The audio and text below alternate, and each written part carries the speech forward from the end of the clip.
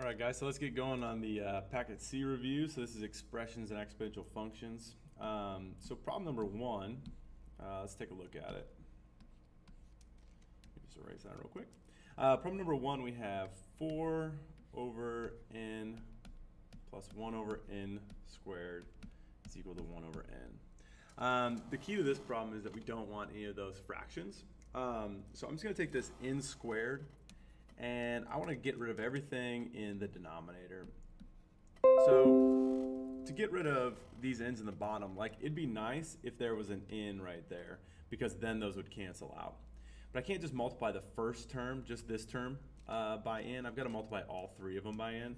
So that's what I'm going to do. I'm going to just take this and bring it to each one of them. Now that does me a load of good, because now those will cancel out, those will cancel out, and those will cancel out. But I still have an n in the denominator. So what I'm going to do is I'm just going to multiply them all by n again. That way these cancel. Now I'm in a pretty good spot. What I have left in the first term is just 4n plus 1 is equal to 1n or n. A couple different ways you can go from here. I'm just going to solve it like this. I'm going to subtract 4n from both sides. So I get 1 is equal to negative 3n. Divide both sides by negative 3. And I'll get n equals negative 1/3. Whoa. Right there, you see? Anyway, so that's how you do the first problem. Remember, we just want to clear that denominator out. Let me just erase. Okay, so let's go on to the second problem. Now this was giving some people some fits. It's the square root of x over 7 minus 7 is equal to negative 6. So square roots, the first thing that we want to do is we want to isolate them. So I see this minus 7, so I'm going to add 7 to both sides. And that's going to get me the square root of x over 7 is equal to 1. At this point, I want to get rid of that square root. The way to do that is I need to square both sides. So I square both sides like this. Now 1 squared is 1, that's no big deal. The left side though, people will want to like square that 7 to get 49. Just remember the square and the square root, those are the two things that are going to be canceling each other out. So they cancel each other out and I just get x over 7. Once I have x over 7, that's just divided by 7. I know how to get rid of that. I'm just going to multiply both sides by 7 and be done with it. And I'll get x equals 7 as a final answer. The key is I want to get the square root all by itself.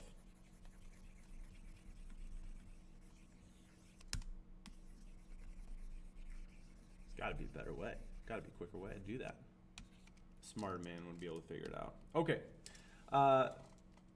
So 3, now we're getting into these things. These expressions that need to be simplified. Now, remember the first thing I want to do with these problems is I don't want to do anything with division. I want to change this division sign to multiplication. And the way to do that is instead of dividing by 12/5, I'm going to multiply it by the reciprocal. And the reciprocal is like the flip of it, right? So that's going to be multiplying by 5 over 12. You'll notice that the left one doesn't change because the division is only affecting this term right here. So what I want to do is it only affects like the term after, because that's what I'm dividing by. The 10v over 7v cubed is not affected at all. So now what I want to do is I want to break these things up into the little pieces. So 10v, I can rewrite that 10 as 2 times 5. V to the third, that's just v times v times v. 12, if I was to break that down in like a factor tree, would be 2 times 2 times 3. So I just see what cancels. The cool thing about multiplication is now I can bring that all underneath one big. So those are like little multiplication signs.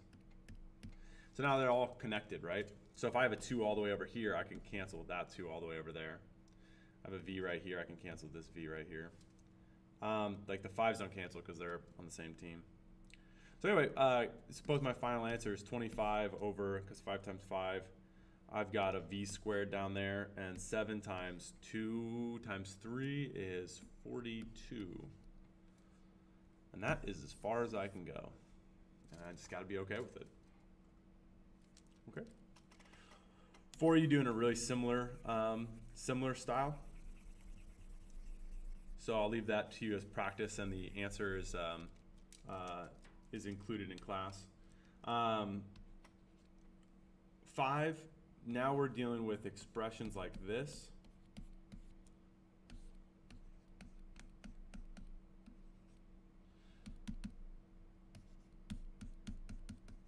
So same move. I want to get rid of that division sign. I'm going to make that multiplication. It makes my life easier. I can't just do that though. I have to flip this side. And now I see what cancels. Well, I got a 9 over here, 9 over there, right? Because now this is all over the same. I can combine those basically, right? So the 9s will cancel out. Same with the x plus 5s. So my final solution here when I simplify is just this. Nice. So we're just seeing what we can cancel. Where it gets a little bit more tricky is a problem like 7. I've got v plus 6 over v squared plus 7v plus 6. You may think that like a good way to do this is to cancel out those 6's and maybe cancel out those v's. But remember, when we start dealing with these additions, we can't do that, right? That move only works with multiplication. What I want to do instead is I want to get it into this form, basically. As soon as I see this, it's called like a trinomial, right? It's a pretty good hint that I want to factor the thing. So my equation is going to look like this eventually, right? And I can like put the v plus 6 in there to kind of, I don't know, to make it look the same. Now, when I factor it, if one of these is v plus 6, then I'll be able to eliminate. But we got to remember how to factor it. I need numbers that multiply to this number that add up to this number. So what numbers multiply to 6 that add up to 7?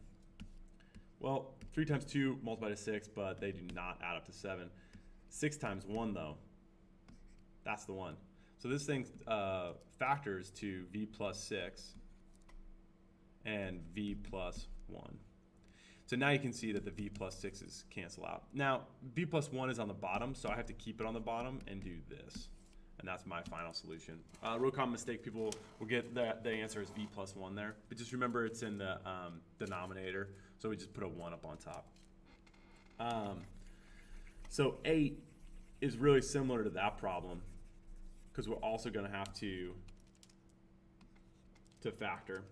So I got a squared plus a, which you can write as 1a. It may help you out a little bit later on. Same thing, I need to factor this top part. So I'm looking for numbers that multiply to negative 12 that add up to 1. Going through them, you know, checking them all out, it's 4 and negative 3 that do the trick, right?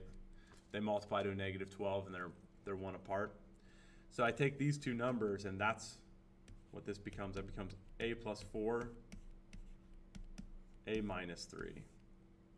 So that's what the top becomes, and then the bottom I just keep the same. Now the a plus 4's cancel, so my final solution is a minus 3. I did it again. I wrote it on my face. Okay, so that's the final solution. Now that's in the that is in the numerator. So I mean, you could put that over 1, but that would be silly, right? You can just leave it like that.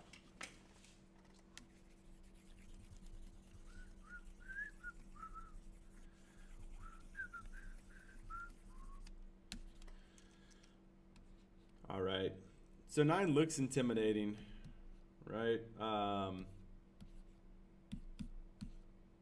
But we'll see, it's not going to be so bad.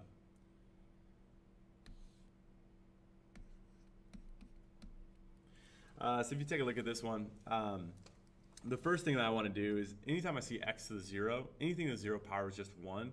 So this turns into 1, and 2 times 1 is just 2. So for all intents and purposes, we can just completely get rid of it. The other thing I see is if I have y to the negative third, that just means it's y to the positive third on the bottom, right? So negative exponents just need to be on the other side, and then you remove the negative one with them. So let's just say that there was a like z to the -5 up here, I would just bring that to the top and it becomes z to the 5th. Now, we don't have that in this problem, but just to tell you. Okay, now this top part right here, this entire thing is squared. That just means I need to write it out twice. So I have 2y squared, and I'm going to write it out twice. If that was a 7, I'd write it out 7 times. So I've got 2y squared, 2y squared. Okay, so let's see exactly what I have. Up top, I have 4, because 2 times 2. And then I have 1, 2, 3, 4 y's. And on the bottom, I have 1, 2, 3, 4 y's. And 3 x's. Well, all 4 of those y's are going to cancel. I could write them all out if that's how you like doing it. But you can just kind of see that it's like 1, 2, 3, 4. All 4 of them will cancel. And so my final solution will be that. So take care of any negative exponents and write out what you got, see what cancels, and what's left is your answer. So real similarly, like 10, I'm going to do 2x squared y to the third, z squared, z, y squared, all of this to the third power. Well, the first thing I want to do is I want to combine like terms, right? So I look through this. The 2 is kind of all by itself. The x squared is all by itself. But I've got 1, 2, 3 y's, 4, 5 y's. So I've got 5 y's. I've got 3 z's. Okay, so now I've got this thing kind of dialed in. Now this is all to the third power, which means I need to write it out 3 times. So that's 2x squared y to the 5th. Yikes. Times 2x squared y to the 5th, z to the 3rd. And 2x squared y to the 5th, z to the 3rd. So overall, what do I have? I have 2 times 2 times 2, which is 8. I have 1, 2, 3, 4, 5, 6 x's, 5, 10, 15 y's,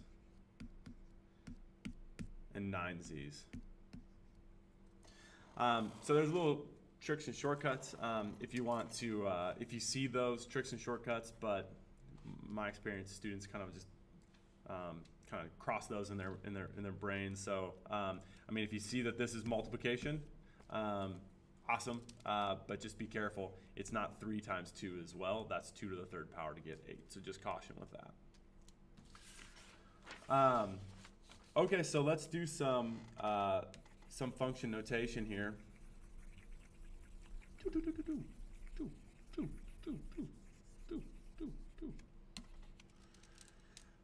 So the first question, this is on the second page. They asked me what g of 9 is. So I see g of x is the square root of 4x. So when they say g of 9, what they're saying is, this is my function g if I plug in an x. That's what that looks like. So what they're asking me is, what's my function g look like if I plug in a 9? It looks like this, right? I'm swapping out that x for a 9. So I get the square root of 36, which is 6. And that's what they're looking for. They just want, what's that function at that certain value?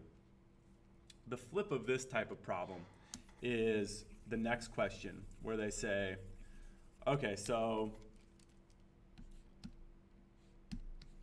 f of x is equal to negative 200. And they say, what's x? Well, I have f of x is equal to negative 2x squared. So what they're saying here is f of x equals negative 200. That's like the hint that they're giving me. I'm going to take f of x, I'm going to just erase it, and I'm going to put negative 200 right there, because that's what they're telling me to do, all right? And I'm solving for x. So what they're saying is, my function gives me an output of negative 200. What did I just plug into it to make that happen? Now this one's a little weird because we're going to get 2 solutions. Divide both sides by negative 2, and I'm going to get 100 is equal to x squared. So what number squared is 100? You may just take the square root of each side, which is good, and get x equals 10, just know that x equals negative 10 is also an answer. And the reason why is negative 10 times negative 10 is also 100. So when you're solving equations with squares, just be aware that there could be multiple solutions kind of on the table, right? I'll leave the next two, which are done in these exact same two styles, for you to solve, and we should be good.